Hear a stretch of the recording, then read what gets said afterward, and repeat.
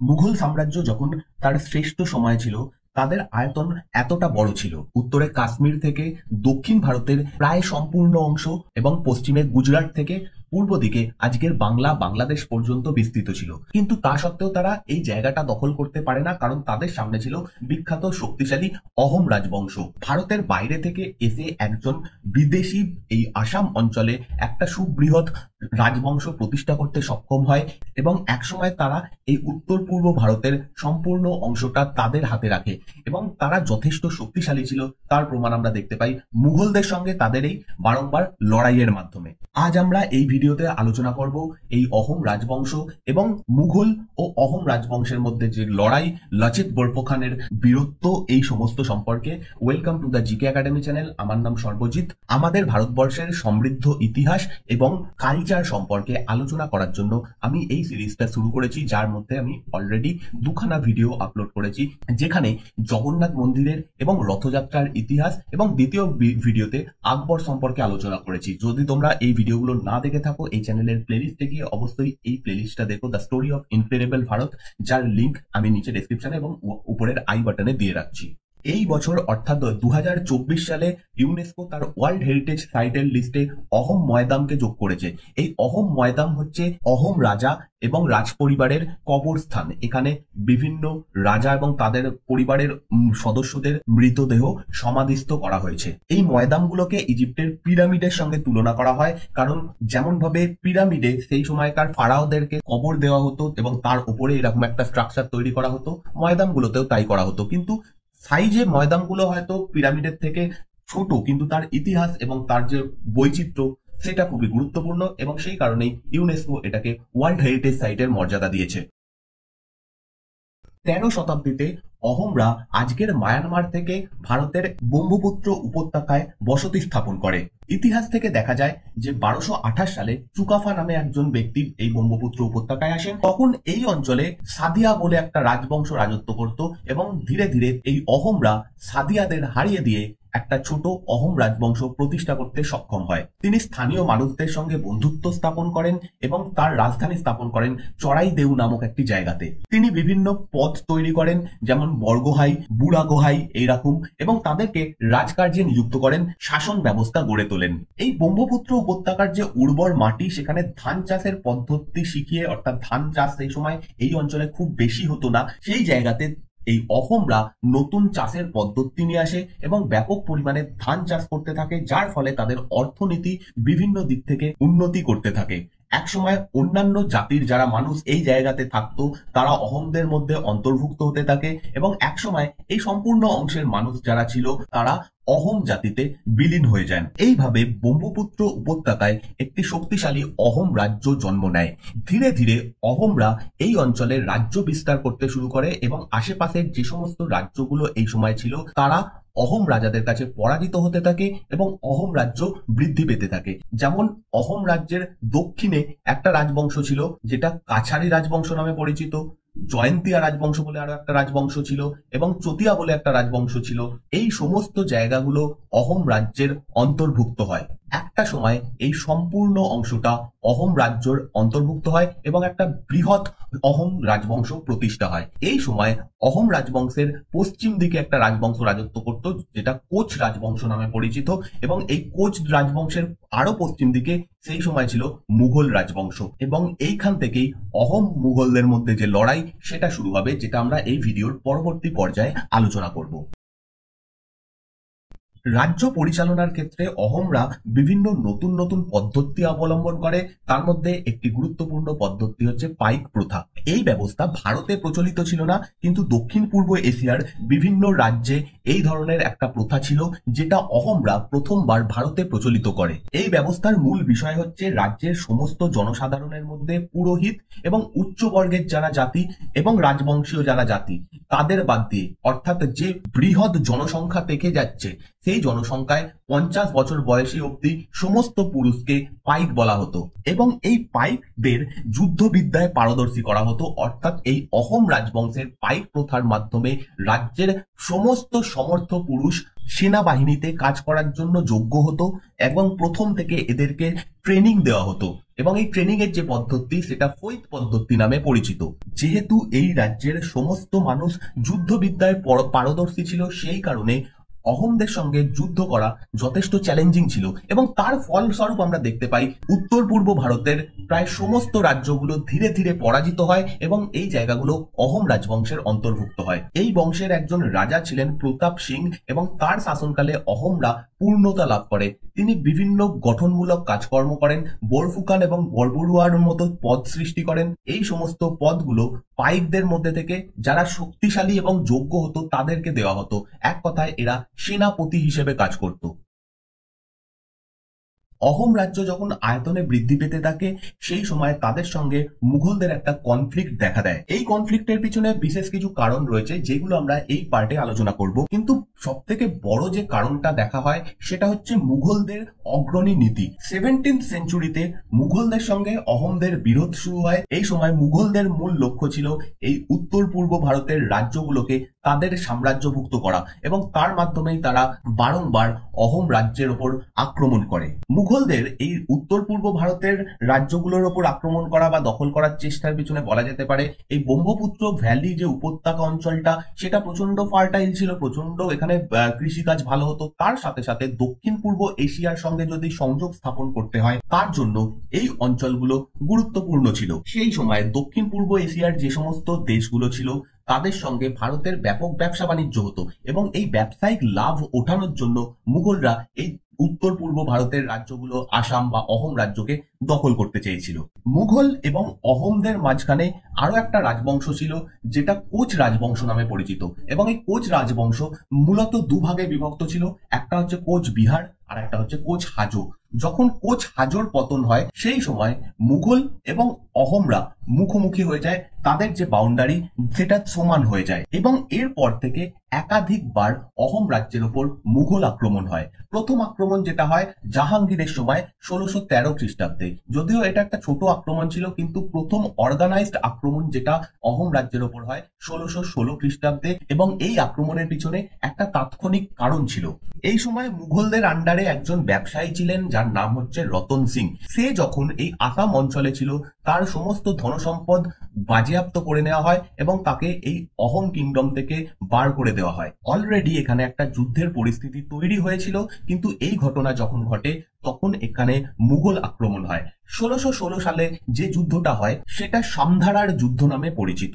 এই যুদ্ধে প্রাথমিকভাবে মুঘলরা জয়লাভ করে, তারা বেশ কিছু অঞ্চল দখল করতে পারে, কিন্তু প্রায় এক মাস পরে মুঘলদের উপর একটা সারপ্রাইজ অ্যাটাক করা হয় এবং সামধারা বলে একটা জায়গাতে ভয়ঙ্কর একটা যুদ্ধ হয়, যে যুদ্ধে মুঘল বাহিনীর প্রচুর ক্ষতি হয় এবং তারা পরাজিত হয়। এইভাবে প্রথম যুদ্ধে মুঘল বাহিনী বাজেভাবে পরাজিত হয়ে আসাম ত্যাগ করতে বাধ্য হয়।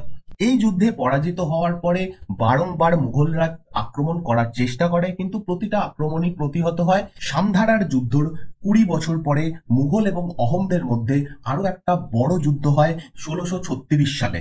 এই সময় মুঘল সম্রাট ছিলেন শাহজাহান। তার নির্দেশে মুঘল বাহিনী আসামের কামরূপের ওপর এই সময় আক্রমণ করে এবং বেশ কিছুটা অঞ্চল দখল করতে সক্ষম হয় এবং অহোম রাজবংশ এই সময় পরাজিত হয়, বেশ কিছুটা অংশ তাদের হাত থেকে চলে যায় মুঘলদের আন্ডারে। কিন্তু এই সমস্ত কিছু পরিবর্তন হয়ে যায় 1638 সালে। এই সময় অহোম বাহিনী পুনরায় মুঘলদের ওপর জয়লাভ করে, শুধু তাই নয় আসাম থেকে মুঘলদেরকে সরে যেতে বাধ্য করে। তবে এই যুদ্ধের মাধ্যমে দুই পক্ষেরই ব্যাপক ক্ষতি হয়েছিল, যেমন মুঘলদের প্রচুর সৈন্যবাহিনী মারা যায় তেমনি ভাবে অহোম রাজাদেরও প্রচুর সৈন্যবাহিনী এখানে মারা যায়, প্রচুর ফিনান্সিয়াল লস হয়। সেই কারণে অহোম এবং মুঘলদের মধ্যে একটা শান্তি চুক্তি স্বাক্ষরিত হয়। 1639 সালের এই শান্তি চুক্তি ট্রিটি অফ আসুরার নামে পরিচিত। এই চুক্তির মাধ্যমে মুঘলরা অহোম রাজার সার্বভৌমত্ব স্বীকার করে। গৌহাটি থেকে পূর্ব দিকের সমস্ত অংশে অহোম রাজার সার্বভৌমত্ব স্বীকার হয় এবং গৌহাটি থেকে পশ্চিম দিকের সমস্ত অংশ মুঘলদের সাম্রাজ্যভুক্ত হয়। তবে এই শান্তি চুক্তি দুই পক্ষের মধ্যে প্রপার শান্তি নিয়ে আসতে পারে না, বরং এর মধ্যেও একাধিক ছোটখাটো যুদ্ধ মুঘল এবং অহোমদের মধ্যে চলতে থাকে। কিন্তু এর পরে মুঘল এবং অহোমদের মধ্যে বড় যুদ্ধ যেটা হয় 1648 সালে। এই সময় অহোমদের নতুন রাজা হন জয়ধ্বজ এবং মুঘল বংশে এই সময় এক অস্থিরতার পরিস্থিতি দেখা যায়, কারণ সম্রাট শাহজাহান সেই সময় অসুস্থ হয়ে পড়েন এবং তার ফলে এই সময় একটা উত্তরাধিকার দ্বন্দ্ব শুরু হয় শাহজাহানের 4 পুত্রের মধ্যে। এই পরিস্থিতিকে কাজে লাগিয়ে জয়ধ্বজ গৌহাটি থেকে মুঘল বাহিনীকে পরাজিত করে পিছু হটতে বাধ্য করে, তাদেরকে আসাম থেকে বহিষ্কার করে দেয়। শুধু তাই নয়, এই সময় আধুনিক বাংলাদেশের বেশ কিছুটা অংশ মুঘলদের হাত থেকে চলে আসে অহোম রাজ্যের হাতে এবং সেই জায়গাতে যে সমস্ত মুঘল বাহিনীর সেনারা ছিল তাদেরকে বন্দি বানিয়ে নিয়ে আসা হয় আসামে। ইতিমধ্যে উত্তরাধিকার দ্বন্দ্ব শেষ হয়ে যায় এবং 1658 খ্রিস্টাব্দে ঔরঙ্গজেব মুঘল বাদশাহ নিযুক্ত হন। ঔরঙ্গজেব একজন ইম্পিরিয়ালিস্ট ছিলেন। তিনি বহু জায়গা দখল করেছিলেন। মূলত দক্ষিণ ভারতের একটা বৃহৎ অংশ এই সময় মুঘল সাম্রাজ্যভুক্ত হয়। ঔরঙ্গজেব এই সময়ে একজন বিখ্যাত সেনাপতিকে এই অঞ্চলে নিযুক্ত করেন, যার নাম হচ্ছে মীর জুমলা, এবং মীর জুমলাকে দায়িত্ব দেওয়া হয় এই উত্তর পূর্ব ভারতের এই অংশগুলোকে মুঘল সাম্রাজ্যের অন্তর্ভুক্ত করার। সেই মতো 1662 সালে মীর জুমলা আসামের উপর আক্রমণ করে এবং তিনি গৌহাটি সহ বেশ কিছুটা অংশ মুঘল সাম্রাজ্যভুক্ত করতে সক্ষম হন। এই সময় অহোম বাহিনী এখানে পরাজিত হয়। মুঘল আর্মি এই সময় সংখ্যাতে অনেক বড় ছিল আসামের বাহিনীর থেকে, যার কারণে বেশ কিছু জায়গা হাতছাড়া হয়ে যায়। অবশেষে মীর জুমলা এই সময় আসামের যে রাজধানী ছিল ঘাড়গানভ সেই জায়গার উপর আক্রমণ করেন। অহোম রাজা জয়ধ্বজ এই সময় রাজধানী পরিত্যাগ করেন এবং পালিয়ে যেতে বাধ্য হন। কিন্তু এরপরে এই অঞ্চলে বর্ষার কারণে পরিস্থিতি পরিবর্তন হতে শুরু করে, কারণ এই অঞ্চলে প্রচুর বৃষ্টি হয়, যার সঙ্গে মোগল বাহিনী অতটা পরিচিত ছিল না বা সেই পরিস্থিতিতে লড়াই করার মতো এক্সপিরিয়েন্স মুঘলদের কম ছিল। ভারী বর্ষা, নদীতে বন্যার কারণে যে বাহিনী এই আসামে ছিল তাদের সঙ্গে রাজধানীর যোগাযোগ বন্ধ হয়ে যায়। এই সময় রাজধানী ছিল মুঘলদের এই পূর্ব অংশের ঢাকা। অহোম সেনাবাহিনী এইরকম পরিস্থিতিতে লড়াই করার জন্য যথেষ্ট এক্সপিরিয়েন্সড ছিল, সেই কারণে এই সময় অহোম রাজা পুনরায় মুঘলদের উপর আক্রমণ করে। প্রচুর মুঘল বাহিনীর সৈন্য এখানে মারা যায় এবং পুনরায় রাজা জয়ধ্বজ পূর্ব আসামের এই সমস্ত অংশগুলো অহোম রাজবংশের অন্তর্ভুক্ত করতে সক্ষম হয়। কিন্তু যখন বর্ষা কমে যায়, যোগাযোগ ব্যবস্থার আবার উন্নতি হয়, তখন ঢাকা থেকে নতুন একটা বাহিনী আসে আসামে এবং রাজা জয়ধ্বজের সঙ্গে মুঘলদের পুনরায় একটা শান্তি চুক্তি স্বাক্ষরিত হয়। 1663 খ্রিস্টাব্দের এই চুক্তি গিলাড়ি ঘাটের সন্ধি নামে পরিচিত। এই চুক্তির মাধ্যমে 3 লাখ টাকা ক্ষতিপূরণ দিতে বাধ্য করা হয় অহোম রাজা জয়ধ্বজকে। শুধু তাই নয়, তার কন্যাকে মুঘল হারেমে অন্তর্ভুক্ত করা হয়। এই সমস্ত কিছুর কারণে রাজা জয়ধ্বজ মৃত্যুবরণ করেন।